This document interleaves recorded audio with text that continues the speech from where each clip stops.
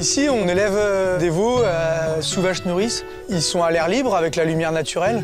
Ils têtent aussi du vrai lait. Sur les 115 hectares, il y a à peu près 70 hectares de prairies. Beaucoup de haies pour abriter ces animaux et la biodiversité autour.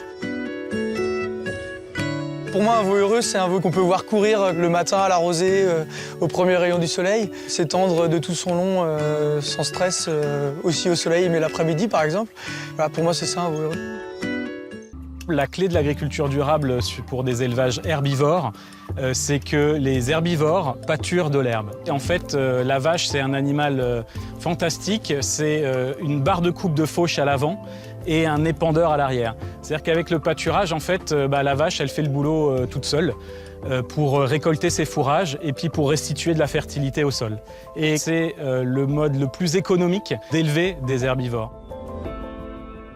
Malheureusement, ce n'est pas le mode d'élevage le plus courant. Pour nos éleveurs, il y avait une incohérence parce qu'en fait, leurs veaux mâles, ils allaient dans des filières d'engraissement avec de la poudre de lait qui est déshydratée et ensuite on remet de l'eau pour les engraisser et complémentée avec notamment du soja importé d'Amérique et très souvent lié à de la déforestation avec un impact énergétique qui est énorme.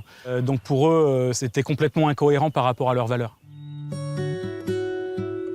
La santé du sol, la santé de la plante, la santé de l'animal et la santé des humains, c'est la même boucle. On peut préserver la biodiversité et produire, on peut avoir du bien-être animal et produire.